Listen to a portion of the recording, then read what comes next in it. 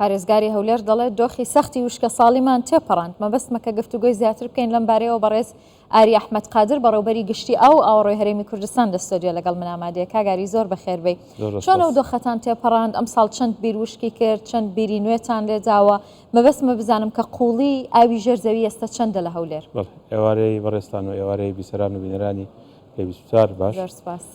ئێمە وەکو بەڕێوەبەراتی گشتی ئاو ئاوڕۆ بە هەماهەنگی لەگەڵ پارێزگای هەولێر و بەڕێوەبەراتی ئاو ئاوڕۆی هەولێر و بەڕێوەبەراتی ئاوی دەوروبەری هەولێر ساڵ لە ڕێی پلانێکی تۆکمە و لە ڕێی دابینکردنی بودجە لەلایەن سەرۆکاتی ئەنجومەنی وەزیران چ بە شێوەی تەواری بوو یان چ بە شێوەی سەربار و چ بە شێوەی دابینکردنی بودجەی دیکە و هەروەها لەسەر بودجەی ١٧٠ بەڕێوەبەراتی ئاو ئاوەڕۆی هەولێر و ئاوی دەوروبەری هەولێر چەندی پرۆژە ئەنجامدرا. پلانەکان چەند تەوەر بوون. یەکێک لە تەوەرە سەرچیەکان ئەوە بوو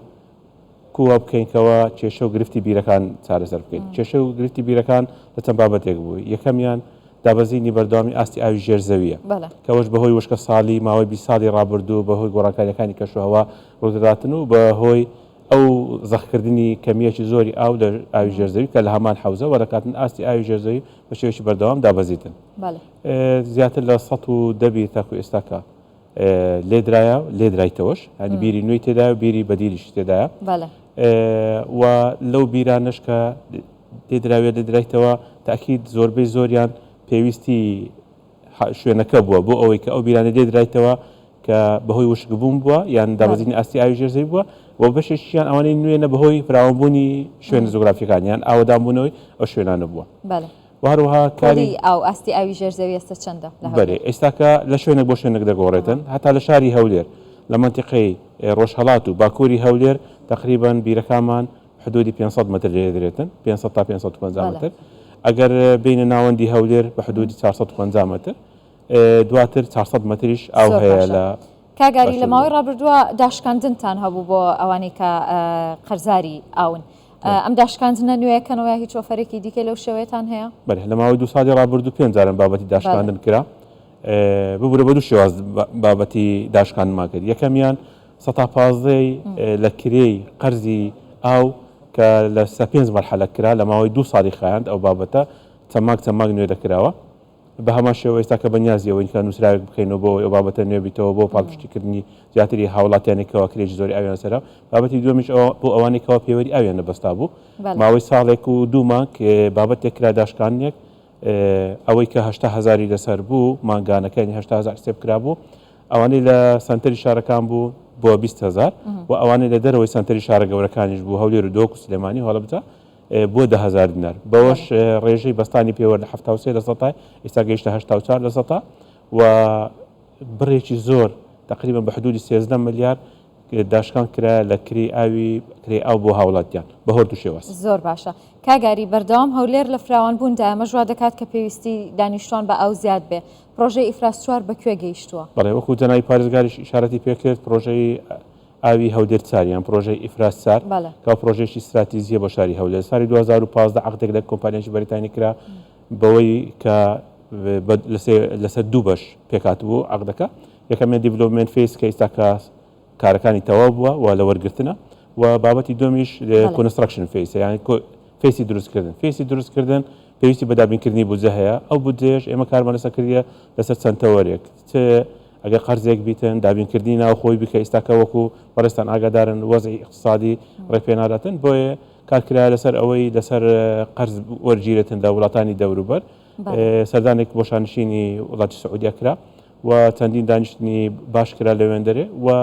هەوڵدراوە لە ڕێی وەبەرهێنی ناوخۆی یان وەبەرهێنی دەرەچیش ئەو بابەتە ئەنجام بدرێتن چکە شاری هەولێر بەڕاستی ئێستا ژمارەی بیرەکان لە منتیقەیەکی محەدەد گەلێک زۆر بووە وای کردووە کۆنتڕۆلکردنی و دابەزینی ئاستی ئاوی ژێرزەوی کۆنتڕۆلکردنی و سیانەکردنی و بەڕێوەبردننی وای کردێکە سارانە ئیشکال بۆ بەڕێوەبەراتی ئاوڕێ هەولێر دروست بکاتن. زۆر باشە لەگەڵ یابانیەکان لە گفتوگۆدا بوون بۆ چارەسەرکردنی ئاوی قورسی هەولێر ئەمە گەیشتۆتە چ قۆناغێک؟ لەگەڵ یابانیەکان لە ڕێی قەرزی یابانی لەسەر کە ڕێکخراوی جایکا بە قەرزی جایکان ناسراوە و بابەتانە زیاتر یان ئۆدی ئەیلۆنی پێدەرێن ئێستا کە ئێمە لە کۆتاییەکانی مەرحەلەی یەکەمی تەندەرینی کە لەگەر کۆمپانیای توێتە لە مفاوەزات داینە ماوەی چەند ڕۆژی داهاتوو کۆتا بڕیاری ئەو بابەتەش دەدرێتن بەوەی کەەوە ئۆفەری کۆتایی لەلایەن کۆمپانیای توێتە کە ژمارەیەکی ینی بودجەیەکی بەرزی لێدا بێن نرخێکی بەرزی لێدا بوو لە مفاوزاتی کە ئەو نرخە بەرزە بێنتە خوارێ بۆ ئەوی بێتە هەرچی نەبێتە نێزیک بیتن لەو بودجەیەکە بۆ دابینکرایە یان بێتە بودجەیەکی شایستە کە ئەوەی کە بەخۆمە هەستانگانمان لێکردیە لەگەڵ ڕاوێژکاری یابانیەکانمان چونکە ئێمە بە هەمان شێوەی ڕاستە ئەو کۆمپانیای یابانی تەقدیمەکردی بەنە ڕاوێژکارەکانشمە هەر یابانینە بۆیە ئەگەر بگەینە مەرحەلەی هەڵانە بزانین بودجەکە شایستەیە بە پرۆژەکە ئەوە ئیحالە دەگرێتن ئەگەر نا ئەوانەی بچینە ڕیتان دەرینگ ئەویش لە ماوەی 2 هەفتە تا 3 هەفتەیەکی یەکلا دەبێتەوە زۆر باشە پرسیارێکەکەم ئینشاءالله کەوا نابێت بەڵام هەر پرسیارە ینی ئەگەر وشکە ساڵی بەردەوام بێت وەکۆی کە لە چەند ساڵی ڕابردووە بەرەوکی هەرێمی کوردستانی گرتووە ئێوە چی دەکەن بۆ هەولێر بەخۆی گرنگترین بابەتی ئەوەی کەوا هەولشاری هەولێر یان هەموو شارەکان ئیشی لەسەر بکرێتن ئەوەیە پشت بە پرۆژە استراتیزیەکان بەسترێتن چونکە ئێستا کە ئێمە لە دووری 24 تا 25 کیلومتر لە شاری هەولێر گەورەترین زێ یان دەتانی برێن باشترین زێ مەزدەری ئاومان هەیە کە ئەوش زەی گەورەیە هەروەها لە باشووری شاری هەولێریش زەی بچووک هەیە دەتانرێتن ئەوانە وەکو سەرچاوە پشتی پێ بەسترێتن بە تایبەتی زەی گەورە کە 16 داهاتی ئاوەکەی لەناو هەرێمی کوردستانە ینی دەتانی برێن زۆر زەی ئەتیمادە ئەو بابەتە پێویستە احتیمات بکەین لەسەر ئەو پرۆژانەی کە پێدرێن پرۆژەی استراتیزی ئاوی سەرزەوی بەکاردێنێتن و بەکارهێنانی ئاوی ژێرزەویش کەم بکەینەوە ئەو بابەتی یەکەم دووەم بابەتی هۆشیارکردنەوەی هاوڵاتیان لە شێوازی بەکارهێنان هەرچەند ڕێژەکە بچووک بێتن بەڵام بە بەردەوام کارکردن لەسەر بەستانی پێوەر بەستانی تەوافا کەمکردنەوەی بەهدەردانی ئاو گۆڕینی شێوازی ئاودانی باخ و باخچەکان و شێوازی تەکنیکی نوێ بەکارهێنان بۆ ئەوەی ئیشی پێ بکرێتن ئەوانە هەمووی ئیمپاکتی زۆری دەبێتن و تەسیری زۆر دەبێتن لە مستەقبلێکی نزیک و دوور بابەتی کشتتوکالکردن بۆ شێوازی کە ئێستا هەیە کە بە شێوەی گۆڵ دەکرێتن وانەوە یا شێوازە قەدیمەکەی ئەوەش ئەگە کەم کرێتەوە بکرێتە مڕەشات و باخەکانی ناوشار بەو شێوای مڕەشا یان تەقتیر بەکاربێنرێتن تاکید هەمووی تەسیراتی باشی دەبێتن و ئێمەش بە بەردەوام کارەوە بابەتان دەکەین دەستان خۆش بێ کاگاری زۆر سپاسی ئامادەبوون بەڕێز ئاری ئەحمەد قادر بەڕێوەبەری گشتی ئەو ئاوەڕۆی هەرێمی کوردستان دەست خۆش.